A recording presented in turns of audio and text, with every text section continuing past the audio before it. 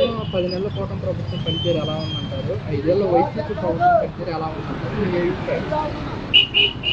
5 ఏళ్ళు 151 సీట్లు ఇచ్చి జగన్మోహన్ రెడ్డిని ఎలమంటే రాష్ట్రాన్ని సర్వనాశనం చేసేసి ప్రజల నెత్తి మీద ఎక్కడ లేని ట్యాక్సులు ఎక్కడ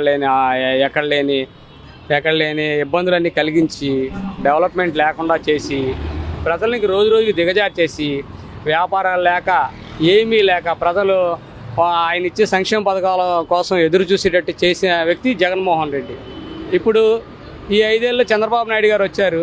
చంద్రబాబు నాయుడు గారి ద్వారా ఏంటంటే ఇప్పుడు రాష్ట్రం ఇప్పుడే కదా, రాష్ట్రం పాడైపోయిన రాష్ట్రం బాగు చేయాలంటే 1 సంవత్సరం 2 సంవత్సరాలు టైం పడుతుంది. ఆ 2 సంవత్సరాల్లో ఆయన డెవలప్ చేసి చూపించి ముందుకెళ్తారు. దాని ద్వారా సంక్షేమ పథకాలు అన్నీ వస్తాయి.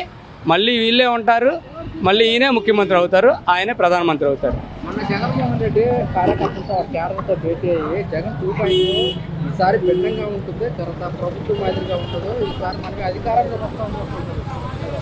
జగన్ ఆల్రెడీ 2.0 చూపిస్తున్నాడు కదా. ఇప్పుడు నిన్న పాస్టర్ ప్రవీణ్ హత్య జరిగింది, దాన్ని కూడా రాజకీయ కోణం చేసి దాని ద్వారా బురద జల్లి చంద్రబాబు నాయుడు మీద బురద జల్లుదామని చూశాడు. అదే 2.0 అంటే. కరెంటు బిల్లు తగ్గిస్తా ఉంటే అక్కడ పోయి కూర్చుంది కరెంటు బిల్లు. వీళ్ళు ఈ నెల బిల్లులు చూడండి, ఒకటి ఎంత ఈ నెల బిల్లులు మీరు వెళ్ళి చూస్తే ఎంత చూడదు. మరి అది ఎన్నికల ప్రచారాల్లో ఉన్న కరెంట్ ఛార్జీలు తగ్గిస్తాం అంటే పెంచుతాం లెక్క, తగ్గిస్తాం అంటే వాళ్ళు పెంచుతాం లెక్క. అది అర్థం నీకు తగ్గిస్తాం అంటే పెంచాం లెక్క. ఇప్పుడు నేను అంటే కదా ఎవరు కరెంటు బిల్లు చూడండి, అది తగ్గిస్తాం అంటే పెంచుతాం లెక్క. అంటే గతంలో ఎలా ఉండేది అంటారు? ఎవరు గత ప్రభుత్వం ఎలా ఉండేది? గత ప్రభుత్వంలో ఎలా ఉందనేది ఇప్పుడు జనాలు మార్పుగా ఉన్నాయి కదా. మీ కోట్లు వేసింది, మీ కోట్లు అయితే మీరేం చేస్తున్నారు?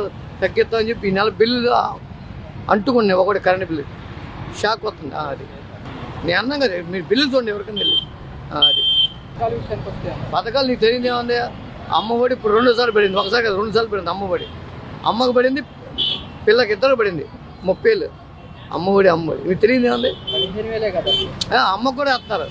ఇదివరకు బాబు ఉంటే అమ్మఒడి వేసి పిల్లలు పంపించడానికి అమ్మ కూడా వేస్తున్నారు. మరి ఇంకా ఎవరో పథకాలు ఏమి రాలేదంటున్నారు. అరే అమ్మ నీకు తెలియదే ఉందనా? మీకు ఒక్కరికే వచ్చినాయి, మా దేశం అంతా వచ్చినాయి పథకాలు. అబ్బో డబ్బు బట్టలు నొక్కుతూ అన్నారు, వాళ్ళు నొక్కమని తెలిసింది. అవునా కదా నువ్వు చెప్పు. అంటే ఈ పథకాలు ఇంప్లిమెంట్ చేయాలంటే రాష్ట్ర ఖజానా ఖాళీగా ఉంది. ఏమండి ఖాళీగా ఉంది లేదు అనేది ఎలక్షన్ ముందు మీకు తెలుసుగా. ఇప్పుడు నువ్వే కొత్తగా రాలేదుగా బాబు, నేను కొత్తగా వచ్చాను నాకేం తెలియదు అనుకుంటా. నువ్వు కొత్తగా 40 సంవత్సరాలు అనుభవం కలవాడు. నువ్వు ఏమి తెలియదు వస్తే బాబు ఆయనకేం తెలియదు, కొత్తగా వచ్చారా అనుభవం పడి కొంత టైం పడుతుంది. 40 సంవత్సరాల అనుభవం ఉందా నీకు? ఇంకేం చెప్పు. టైం పడుతుంది, రాష్ట్ర టైం పడుతుంది. ఇప్పుడు నాకు ఆకలి వేస్తుంది, నేను తినాలి. రేపు పంచపక్ష మరాలను పెడతా అంటే నేను బతుకుండాలి, నువ్వు పెడతాకి. రాష్ట్ర ఖజానా ఖాళీ అన్న సంగతి నీకు తెలుసు, నాకు తెలుసు. ఫ్రీ బస్ అన్నారు, ఫ్రీ బస్ ఇప్పుడు జనం ఎక్కిపోతున్నారు. వరక అగా నానా మాట చెప్పామంటే నిలబెట్టుకున్నాడు గొప్ప మనిషి. నోట్లో నరలేని మాటలు అందరూ ఇస్తారు, 100 నెరవేర్చేది హామీలు. ఇప్పుడు కరెంటు బిల్లు తగ్గిస్తా ఉన్నారు, నువ్వు తగ్గొద్దు, అలా ఉంచు చాలు. ఖజానా ఖాళీ ఉన్న సంగతి మీకు తెలుసు, తెలీదా? ఇప్పుడు ఎలాగలాగా కుర్చీలో కూర్చోవాలి ముందు, తర్వాత జనాల మాటలు వాళ్ళు ఎవరు వాళ్ళదే, మన ఎవరు మనదే. రాజకీయం ఎలా ఉంది చెప్పండి నాన్న? ఒక వ్యాపారం, అన్నింటిలో కల ఒక వ్యాపారం. వచ్చే 2-3 తర్వాత సంపాదించుకుని వెళ్ళిపోయామా.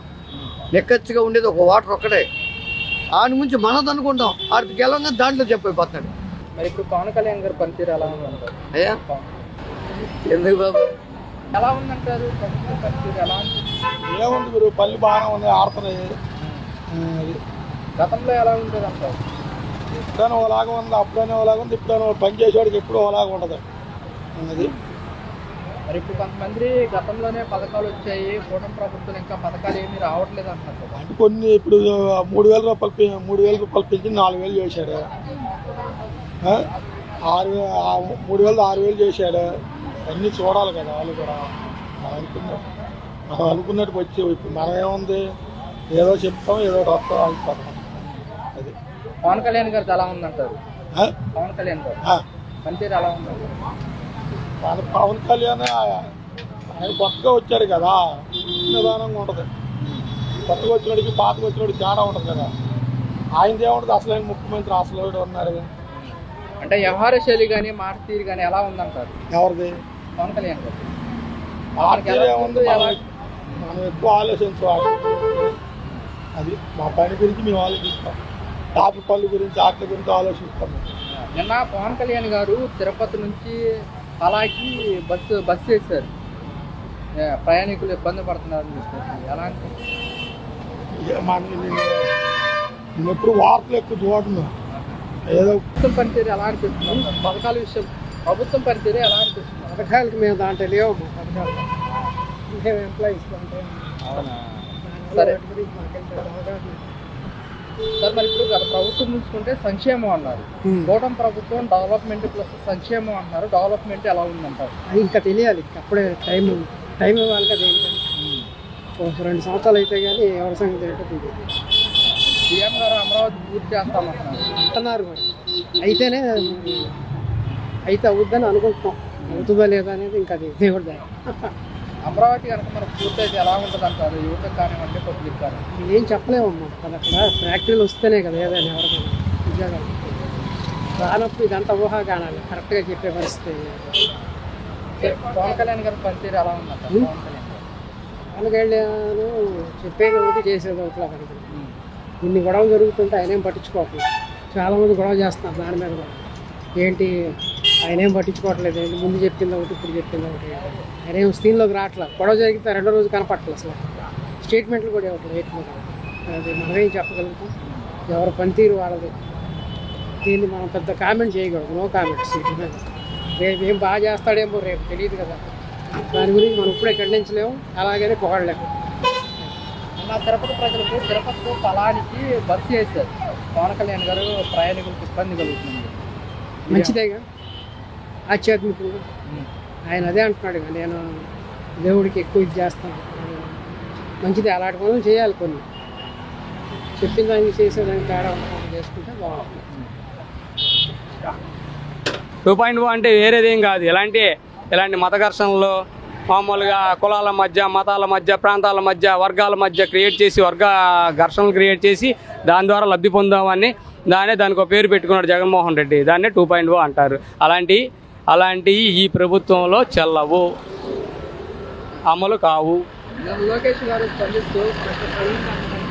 లోకేష్ గారు డ్రామాలు చేస్తున్నారు, కులమత భేదాలను రచ్చగొడుతున్నారు కూడా లోకేష్ గారు చెప్తున్నమాట మీరేమంటారు? ఏమండి, ప్రవీణ్ గారు హైదరాబాద్ నుంచి ఎప్పుడు స్టార్ట్ అయ్యారు, ఎక్కడికి వెళ్ళారు, ఎక్కడ మద్యం కొన్నారు, ఎక్కడ పడిపోయారు, ఎక్కడ బుల్లెట్కి లైట్ ఊడిపోయింది, ఎక్కడ యాక్సిడెంట్ అయింది, అంతా క్లియర్గా సీసీటీవీలు అన్నీ చూపించారు కదా. అదే లేకపోతే ఇది ఒక హత్య కింద క్రియేట్ చేసేవాళ్ళు జగన్మోహన్ రెడ్డి ఒక ఫ్రాడ్, వాడొక ఎదవ, వాడికి పరిపాలన రాదు. 151 మంది ఇచ్చారు చేసుకోమని, కానీ వాడికి చేతగాక పిచ్చిగా బూత్ మందుల చేత బూతులు తిట్టించుకుంటూ అలా విధంగా చేసి ఈ హత్యను కూడా ఒక రాజకీయ హత్య కింద క్రియేట్ చేద్దాం అనుకున్నాడు. అది